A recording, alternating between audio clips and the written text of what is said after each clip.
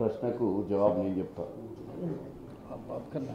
మననే మీకు తెలుసు భారతదేశంలో మన ముందు ఫెడరల్ గవర్నమెంట్ అని మనమేం తెలంగాణకు నిజాం నవాబ్ లెక్క నియంత కాదు. మన రాష్ట్రాన్ని మనం నడుపుకొని మన నిధులు మనం సమకూర్చుకొని మన భూములు మనం అమ్ముకొని చేసుకునే ప్రక్రియ కేసీఆర్ గారు చేశారు. కేటీఆర్ గారు ఇంకా అదే హైప్లో ఉన్నట్టుండు. ఏది సెంట్రల్ గవర్నమెంట్ ఏదైనా అప్రూవ్ చేస్తే స్టేట్ గవర్నమెంట్ సెంట్రల్ గవర్నమెంట్ కలిసి ఒక్క లైన్లోనే ఉన్నాయి కాబట్టి అప్రూవ్ అయిందని. రాజకీయాలు వేరు, రాష్ట్ర ప్రయోజనాలు వేరు. మన పనులు ఏ పని కావాలన్నా ఈరోజు ప్రెస్ మీట్ పెట్టడానికి రైల్వే కోచ్ ఫ్యాక్టరీకి సంబంధించిన ఇష్యూ కవిత మన ఇప్పుడే కావ్య గారు మాట్లాడినట్టు అయితే వరంగల్లో ఈ ఫ్యాక్టరీ అనేది మనకు విభజన హామీలలో ఇచ్చినటువంటి ముఖ్యమైన అంశం అనేది ఈరోజు మీకు గుర్తుకు చేయడానికి ప్రెస్ మీట్ పెట్టినాము. ఈ ముఖ్యమైన అంశము మరి 10 ఏళ్ల నుంచి కమ్యూనికేషన్ చెయ్యలేదు కాబట్టే ఈ పని కాలేదు. ఇవాళ ఈ ప్రెస్ మీట్లు ఏం చెప్తున్నామంటే పదే వాళ్ళు పొద్దున్న లేవగానే ఒక రాయేయాలి, మధ్యాహ్నం మేము దాన్ని క్యాచ్ చేసి మళ్ళీ అందరికి చూపించి వెనకకి ఇసేయాలి. ఇదే నడుస్తుంది. ఎవరు పెద్ద మీకు కొత్త విషయం కాదు, మాకు కొత్త విషయం కాదు. రోజు ప్రెస్ మీట్ పెడితే మీరేమనుకుంటారు అంటే రోజు రివిజన్ నడుస్తుంది అనుకుంటారు. రేవంత్ రెడ్డి గారు ముఖ్యమంత్రి అయిన నెల రోజులకే ఈ రైల్వే కోచ్ ఫ్యాక్టరీకి డిసెంబర్లో రిప్రజెంటేషన్ ఢిల్లీకి వచ్చి ఇచ్చిర్రు.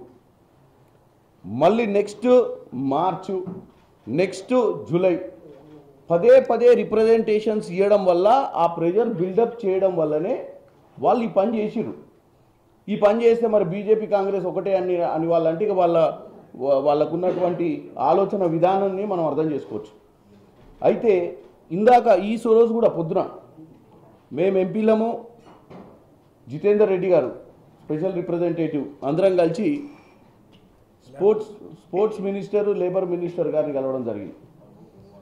ఖేలో ఇండియా 2024 మనము అంటే 25లో జరుగుతాయి అవి.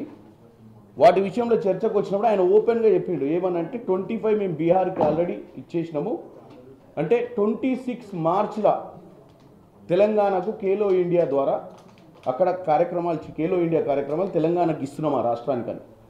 సో ఇస్తామని చెప్పిర్రు.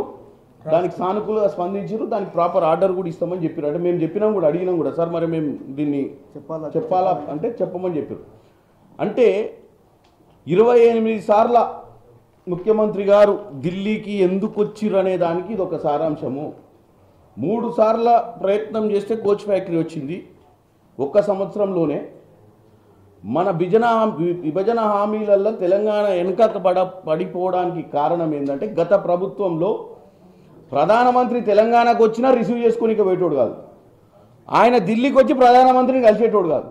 మరి అట్లాంటప్పుడు హామీలు ఎట్లా నెరవేరుతాయి? మనం తెలుసుకోవాల్సింది ఏంటంటే రాజకీయాలు పాశ్చాత్య దేశాలను మనం చూసినట్టయితే అమెరికా కానీ ఇంగ్లాండ్ కానీ ఆస్ట్రేలియా కానీ డెవలప్ నేషన్స్లలో ఎలక్షన్స్ అయిన తర్వాత డెవలప్మెంటే అజెండా ఉంటుంది. డెవలప్మెంట్ అజెండాని బేస్ చేసుకునే రాజకీయాలు సంబంధం లేకుండా కలిసి పనిచేస్తాయి అన్ని పొలిటికల్ పార్టీస్. ఇవాళ తెలంగాణలో కూడా రేవంత్ రెడ్డి గారు గత సంవత్సరం నుంచి 28 సార్లు ఢిల్లీకి వచ్చి 28 సార్లు ఏమేమి చేసిండో చెప్పే ప్రక్రియలనే ఇవన్నీ కార్యక్రమాలు కూడా మీ దృష్టికి తీసుకొస్తున్నాము.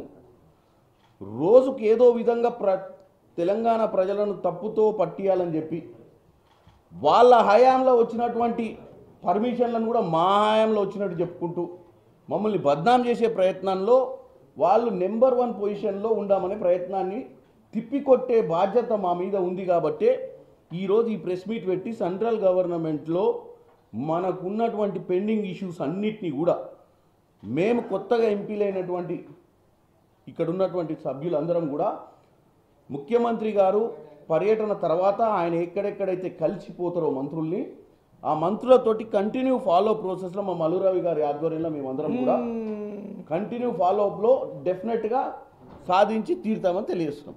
మళ్ళీ ఒక దెబ్బ కొట్టావు కానీ